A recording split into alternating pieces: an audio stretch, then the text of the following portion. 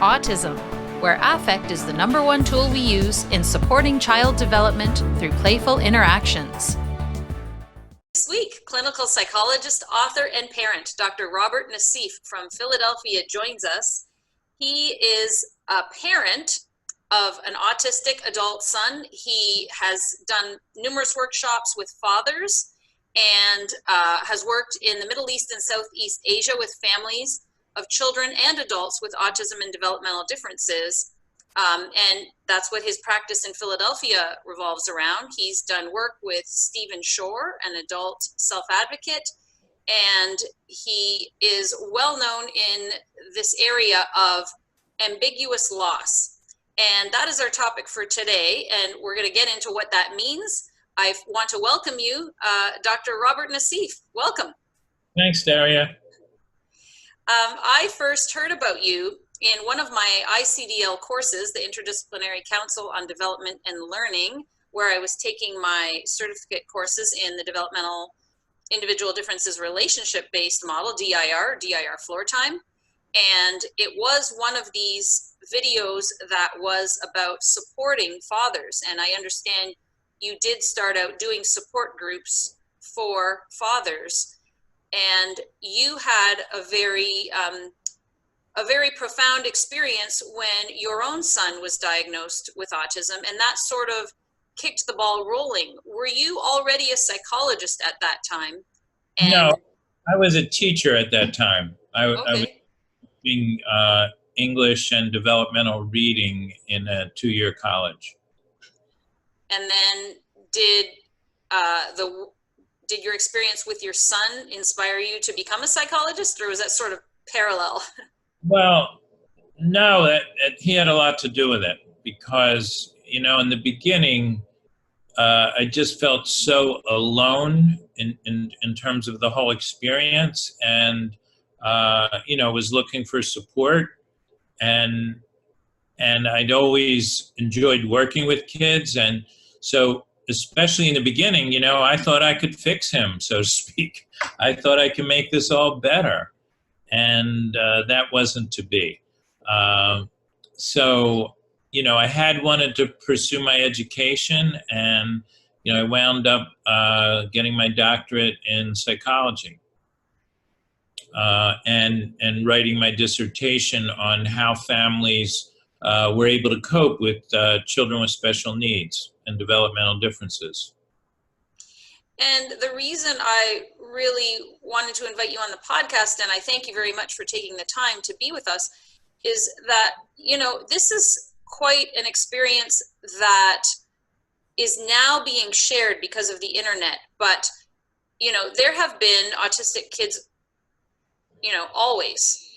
And these experiences, and your son is now in his 30s, these experiences were very isolating because people didn't know what autism was. They didn't know what was going on, what to expect. And when your child is showing different developmental path, it's a little bit scary and frightening for parents. And now with the internet, there's so many ways to find out about information and support.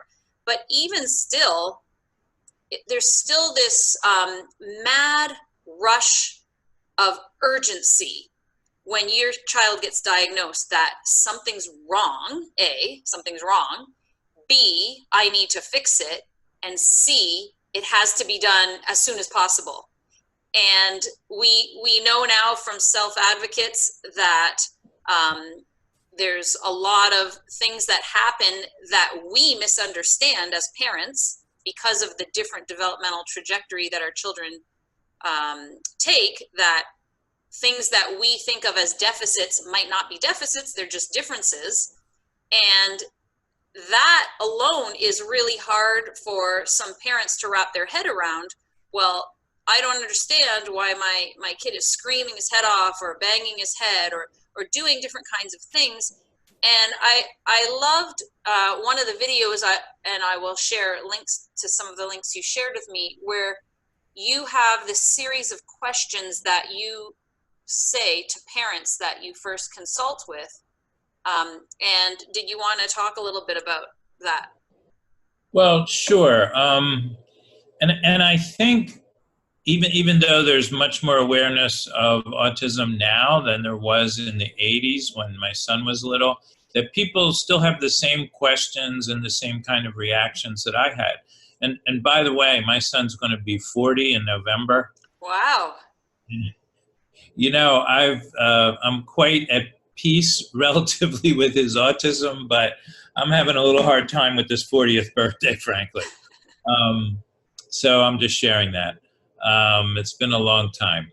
So you know, people still ask, like, well, what caused this?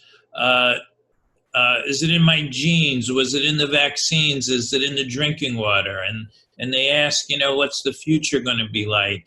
Is this going to go away? Will my child ever be independent? Will my child have relationships and friendships? You know, will my child have a job? Will my child live independently? All these questions just fast forward in your mind at the time of diagnosis. Despite all the information, when it's you, it's like 1,000%. Like right now, it is about 1.5% in the developed countries where we have fairly accessible healthcare. It's about 1.5%, and we have reason to believe that's pretty much the global average where screening and diagnosis is available. So often, you know, when I'm talking to parents, either in a workshop or in my office in this setting where I am today, I start with simple things like, what was it like when you held your baby for the first time? Because I want people to be in touch with that excitement and that love that is still there. This is still the same child they held for the first time that they were so excited about. And then, you know, what's your story? What did you go through to get to the diagnosis? And that varies a lot. And for some people, it's a total shock because the baby or the toddler was developing normally. And they're really just shocked and somewhat bereaved because their dream of a perfect child's out the window. And sometimes people are actually relieved because they've known something's been wrong, but they don't know what it is. And now they have a name for it and they have a way to do something about it. So there's really like a spectrum of reactions to the autism spectrum. And I think the DIR floor time model, you know, applies in the sense of we need to start where the parents are at, where the siblings are at. Where's the mom at? Where's the dad at? You know, these are different, you know, different views of the same child, and it's all important. We have to take everyone's viewpoint and everyone's feelings into account. And go ahead. So that, you know, that's where I start. And then like, well, what's it like today? What's autism mean about your child and about you? What's the meaning of this word to you? Not the dictionary definition. What's it mean to you? And, you know, tell me what you enjoy doing with your child. Tell me what a good day is like. Like I'll focus on those things before we get to the challenges to kind of set the table for a discussion about how do we make a difference with our child? Because really that's what everybody wants to know, how to make a difference. And I love that is the one main point that you highlight over and over again. We all have this unwavering love for our children and we want them to be happy. And I think the reason why we think instead of, oh, I have a child that's a little bit different, instead we think, oh, something's wrong or what can I fix, is because of the challenges that are associated with it. So the excessive screaming, the,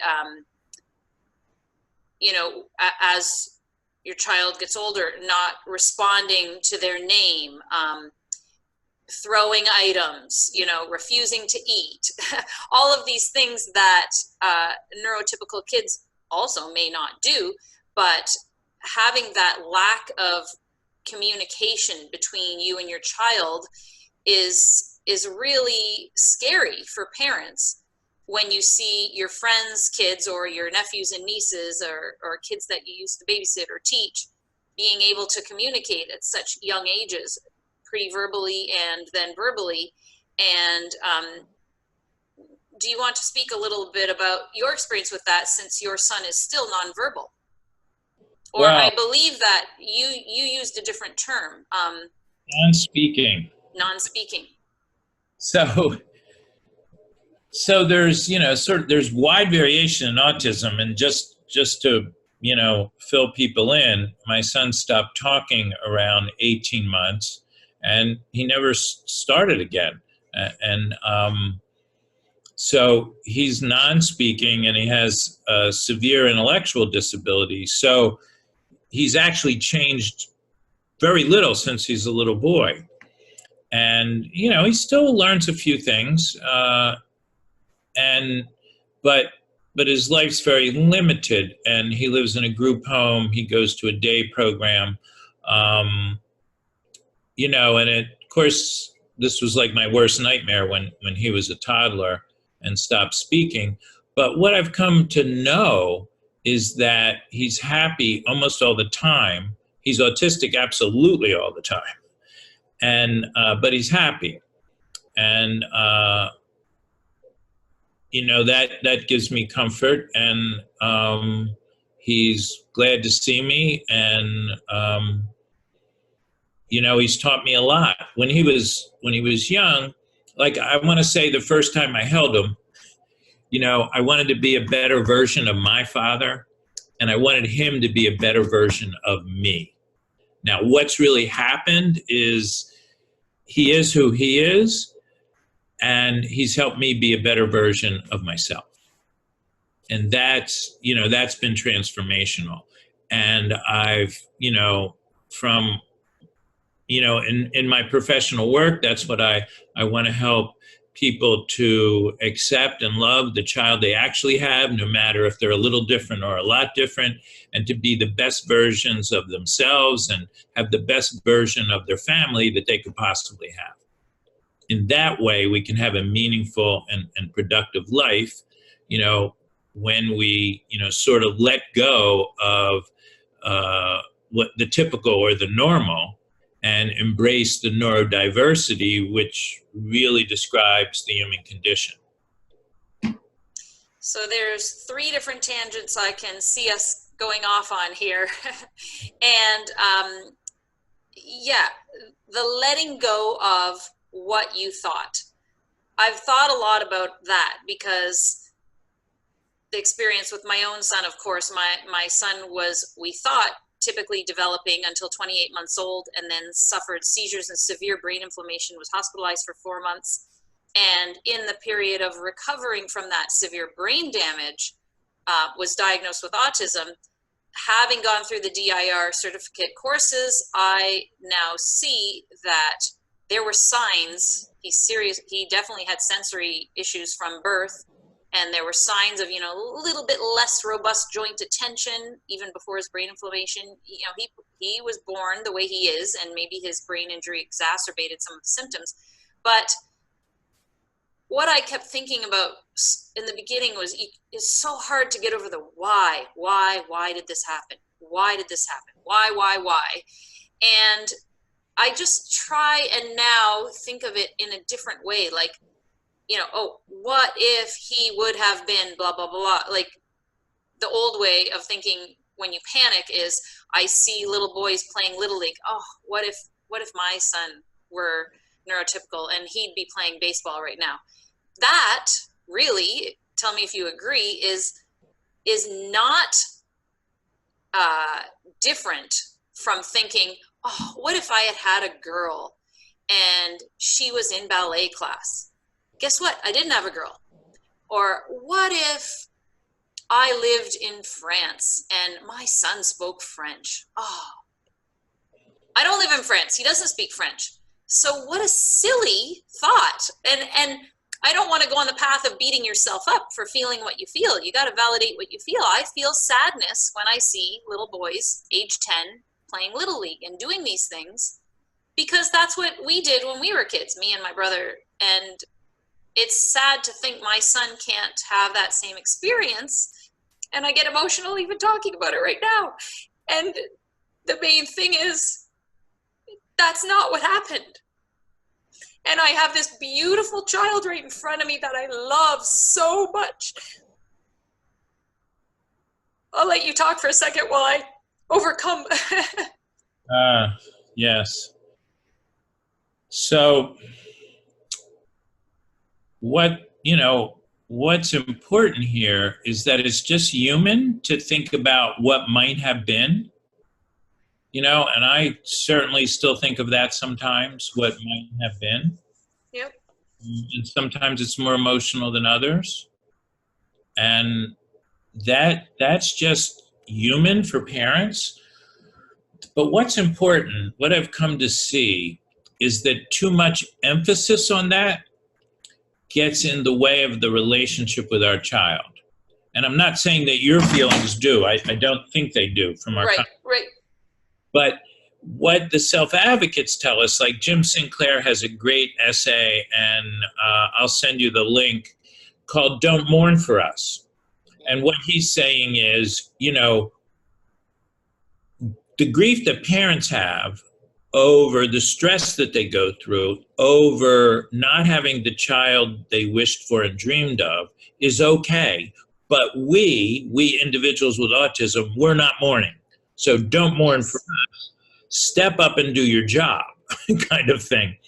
And I think I learned this pretty clearly, from the floor time and DIR conferences that I went to when my son was much younger, that and I learned it in developmental literature of all kinds, that all kids need enthusiastic, positive, energetic parents to help them grow.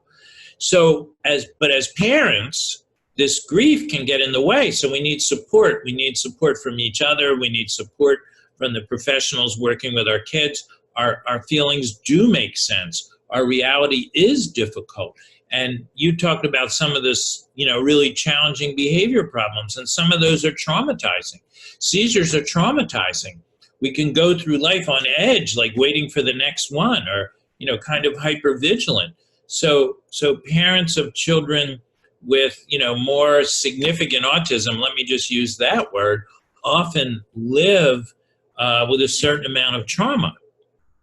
But there's also post-traumatic growth, the growth that we have dealing in life with difficult experiences. It's not all bad that we have difficult experiences. We can grow through them. But, that being said, I wish it was easier for you, for myself, for so many others. And one of the things we're dealing with now is, and it's a good thing that there's so many articulate self-advocates who are helping us understand autism, helping us understand so much about how they experience the world. But in many cases, autism is not disabling, but in some cases it is disabling, and that's a different kind of experience. My son's autism Absolutely. is disabling. I wish it wasn't, but it is. Some of the kids in my practice and adults with autism that I've diagnosed, they're not disabled, but they have significant challenges, and that's what we work on. But, many people with autism can live and earn a living and be in relationship with others and be independent. And some need support through the lifetime, but have a lot of abilities. There's so many variations. The diagnosis of autism in terms of social and communication challenges and repetitive activities and sensory differences, that's like the tip of the iceberg. What's beneath the surface is all the individual differences that we come to understand over time.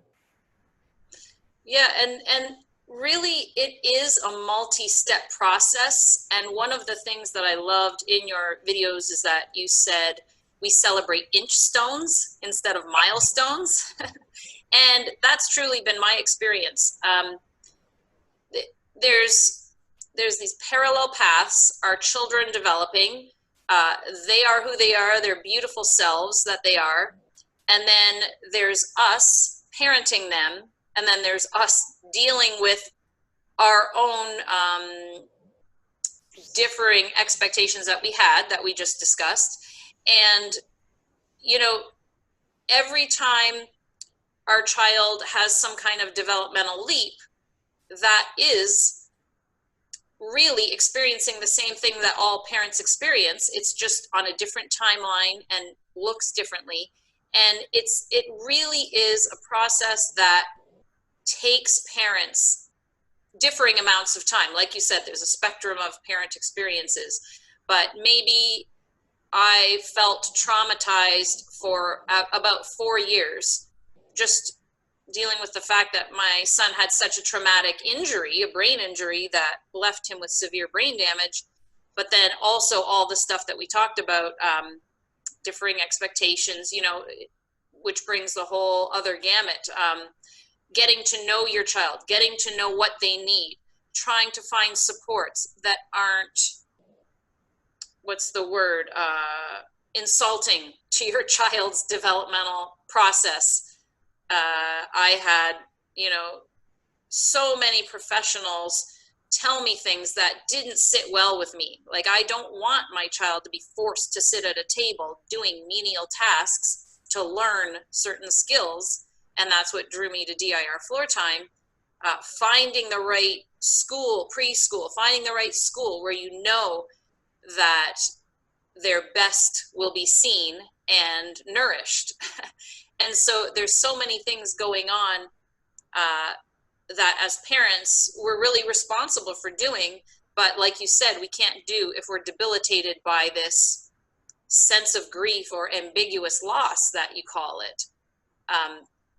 So that for sure is something I see parents struggling with that won't happen overnight. And if parents listening have just got a diagnosis and they feel depressed hearing about different stories, give yourself a chance to absorb everything and take it day by day and celebrate inch stones. And nobody knows the future of your child. Nobody knows what their developmental potential is. And all we can do is foster the right conditions for them. And in order to do that, we need to be, you know, we need to pull our stuff together. Yeah, we need to show up and do our best. So let me talk about this ambiguous loss concept a bit. You know, Elizabeth Kubler-Ross defined the stages of grief, and that's often been applied to having a child with developmental challenges of different sorts. But the problem with that is her model of denial, anger, bargaining, depression, and acceptance was formulated based on her work with people in end-stage cancer, and it's their acceptance of their death that the 5 steps are about. So our children did not die. They are very much alive. They are very spirited. And so we're not accepting their death, right? Our forward process is accepting their difference and loving them as they are, helping them be who they can be, changing the changeable and letting go of the rest. Now, that's not easy. So it's ambiguous, it's uncertain. Some kids go through early challenges and go on and develop by leaps and bounds. Others develop very slowly. And we don't know what the future is going to hold. That's the ambiguous part. There's an ambiguous loss. The child isn't the child we expected. It might be kind of like you have an elderly relative with dementia, and it's uncertain, you know, who they're going to be the next time you see them. Are they going to remember you? Are they going to be able to have a conversation about the present or what's going on? It's ambiguous, you know, and you feel a sense of loss, but your loved one is still there and you still love them. And so ambiguous loss was developed, this concept by Pauline Boss and others, to to talk about these really, kind of vague losses where the person lives and is very much alive but different, and we don't know the future, so we have to hold possibility and reality and find some kind of balance. And so acceptance has to do with changing the changeable and letting go of the rest. This isn't just resignation, give up, my kid's on the spectrum, oh well, I'm going to be sad the rest of my life, my kid will be miserable, they'll be disabled. No, it's not that at all. Let's look at Greta. Oh, wow, what an inspiration. A total inspiration that a teenage girl could be so singularly focused on what's happening to our planet and inspiring people. Now, on the one hand, she's very inspiring. On the other hand, it doesn't mean everybody on the spectrum is going to be a Greta Thunberg, but it really shows the contributions that autistic people can make to the world in all sorts of ways, big and small. And she is amazing and inspiring, no doubt. And she's calling us all out, from world leaders to, generations of adults who have dropped the ball.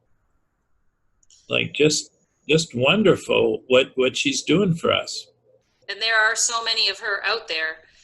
And but they're not all engaged the way she is. Mm-hmm. A lot of bright young adults and middle-aged adults with autism, but 80% are unemployed or underemployed. 70% or more have clinical depression. 60% or more have clinical levels of anxiety. We have a long way to go to meet the needs of autistic adults. And while we're talking about our own experiences as parents, the other thing that we find ourselves confronted with is the perception of others. So whenever I'll meet new people, or I guess is when you're meeting new people or seeing people you haven't seen in a while. Oh, and I have an autistic son. Usually the reaction is not, oh, that's nice, or whatever. It's more something like, oh, that must be hard, or, oh, I'm so sorry, or, some sort of, it is a type of, assuming that it's filled with grief. So it's not just our own perception of grief, but then we have to then deal with this feeling of judgment and pity from other people, that our children don't, like you said, don't mourn for us. Don't pity me. I am who I am. We're at the point now where we just think our son is the greatest thing in the world. And other people, a lot of them see that when they meet him, and they smile, and then other people will say, oh, will he be functional, or how's he doing? Oh, he seems to have improved a lot, which really is just, he's growing just like any other kid.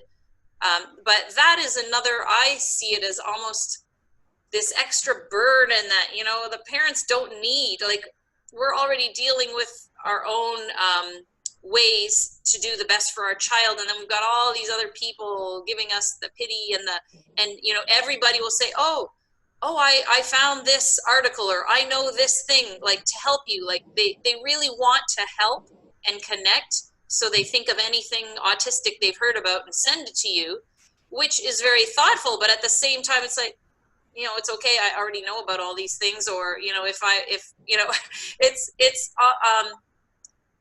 I'm okay with that kind of thing. I know other parents that aren't. They get really offended by that. Yeah, I think it was a long time before people stopped sending me articles and things. I think it took until I had written a book or two, and people finally figured out, like, I knew enough, and my son was who he is who he is. But there's a real camaraderie that comes in the community of parents, as we can share the progress our kids are making, the bright moments, the things we enjoy, whether it's progress or not, the things we enjoy doing together. And, this idea of inch stones I got from the Fathers Network in Seattle, Washington, where, when they meet, they, celebrate and brag about what their kids are doing and what they're doing with their kids. They share their joys and sorrows for sure. And, right now, with Dr. Michael Hannon, we've started a father support group at Drexel University. Maybe we'll talk about that another time.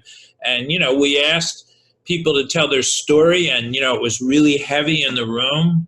A lot of strong feelings came out. And then I asked people to share, the advances and the progress that their kids were making, and the mood just changed just like that. But fathers needed to tell the whole thing. Mothers need to tell the whole thing. Now, one important difference and I wanted to make this point when you were talking earlier, that I think in the beginning, mothers more than fathers often blame themselves. Did I do something wrong? Did I work too long during the pregnancy? Did I eat the wrong thing? There's a lot of guilt that comes in the unwritten job description of mothers. And it's not that fathers don't have guilt. I mean, we often think we didn't do enough, but we're not as sort of held captive by the guilt that maybe it was me. And, when I talk to moms, it often takes years to get past that. And that's not about accepting their child. It's about accepting themselves and like letting go of this guilt that's often excessive. So I just, wanted to honor that experience of moms as it's somewhat different. Yeah, and I would have liked to had time to go into the specific father stuff, but maybe we will talk about that in another podcast, as you alluded to. But one thing that was really funny is I went to a local support group for autism parents, and one of the women there is a grandmother raising her autistic grandson, and said she got so sick of seeing everyone bragging about their kids on Facebook. They were bragging about this and that, and she posted, so-and-so pooped in the toilet today, with a big smiley face. And she thought that was great. And I thought that was great, because that's huge. That's huge for us when, our kids might not be toilet trained till who knows how big they are, right? And not only that, it's just sort of sending a message to other parents, like, guess what? Your reality is really different than mine. And this is what I'm celebrating. That's very different than what you're celebrating. Right. I mean, in a support group I facilitated for years, we'd have a big celebration every time a kid pooped in the toilet. But I would say, to reassure people who are listening somewhat, that if there's not a medical reason, that most kids with autism toilet train just a couple years later than the average, although sometimes it goes on longer. But the overwhelming majority of kids with autism just toilet train later because of sensory differences and, sometimes dietary stuff. But they all do toilet train, but it's an amazing celebration. And it's great to have other parents to share it with. Yeah, absolutely. Just a couple of points before our time wraps up here. I love the concept that you say we are building bridges, not walls, with the rest of the human spectrum. So you talk about different qualities that autistic kids have, and we often have them too. We tap our fingers to regulate ourselves. We do different types of things. And, autistic kids might be bothered by tags on clothes. Well, guess what? So are we. Maybe we don't like wool sweaters. So describing these things not as autistic behaviors, but they are all human behaviors. I love that point that you bring up, and just bringing down these types of barriers. Absolutely. And that's points that Barry Prezant makes very well in his book, Uniquely Human.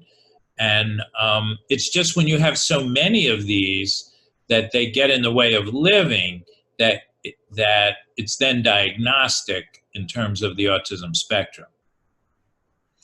But absolutely, All these things are human behaviors that are widely distributed. And when we understand that, we can make the connection with any, virtually any person with autism. We can find common ground, in our common humanity. And, that's like my son's autism has really taught me a lot about being human. And I'm still learning, as I should be. And I was going to ask you, actually, to end on that note too, is could you describe a little bit about how your son has made you a better person? You said he's definitely made you a better person early on in the podcast. And one quote that you said to me was, it takes more out of you than you know you had and stuff you didn't know you have. Right. It takes a lot out of us, a lot of effort. So he made me more patient. He made me a better listener and observer, especially by being non-speaking. I had to, pick up the nonverbal cues.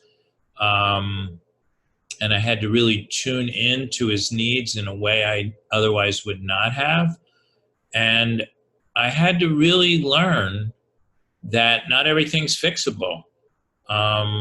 Sometimes we need to just be. And, being the grandchild of immigrants, I thought, I should be able to do anything, and they thought I should be able to do anything. But that wasn't really true. And so I had to give up, being achievement oriented and figuring that I could solve any problem that came my way and find peace in the way things actually are and be able to accept in relative comfort and live day to day with things as they are, not just my son's autism, but there's everyday challenges, and I had to learn to, and I'm still learning to live with them in relative comfort and do what I can. So when I think about climate change, I think about, okay, what can I do about it? What's responsible for me to do? When I think about helping parents and people with autism, I try to think about, well, what can we do? How can we make a difference? And so this idea of making a difference versus changing, fixing, making it go away, that's really big. Too much trying to be fixing things spoils the loving, and the loving is what makes the relationship tick. It's what drives everything. So there's been and I've become more patient than I ever would have been, I remember, getting upset with my son and then looking in the mirror, mirror on the wall, I am my father after all. I swore I'd be more patient. Well, he taught me to be more patient, and I'm still learning. Yeah, absolutely. It really is about the connection and that relationship, because if you are so focused on the behavior and, you're 10 years old now or however old, you should know better. You should know how to do this. Like, don't hit me, don't kick me, don't whatever. Instead, I see you're really, really frustrated right now. You're struggling with something. You don't have to say this, but you can see, like, my child obviously is struggling with something right now. What's going on? How can I support and make a difference instead of just expect them to suddenly behave the way I want them to? And that goes for any child, really. Just meeting them where they're at and figuring out what's behind this behavior. Why is it happening? How can I connect with my child? My child feels understood. Oh, okay. I didn't want to, we hear from adult self-advocates, like, I didn't want to go clear the whole shelf off of the fridge. I didn't want to smack my parent in the head. My body did it. I was overwhelmed. I was dysregulated, or whatever it is. So I guess that, to me, that's something that we always need to remind ourselves of when we get frustrated. Absolutely. And to be kind to ourselves, that we're human too, and And some of these experiences really do challenge us at our core.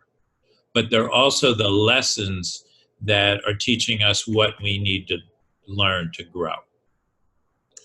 Well, thank you. On that note, I appreciate you taking the time with us and listeners. It's affectautism.com, AFFECT. Please go to the website and check the write-up, the blog post associated with this podcast, where I'll put links to Dr. Naseef's books and some of the things we were talking about. And if you have comments or questions, feel free to post them or through the contact link at Affect Autism. And thanks again. I can't thank you enough. Thank you. Until next time, here's to affecting autism through play.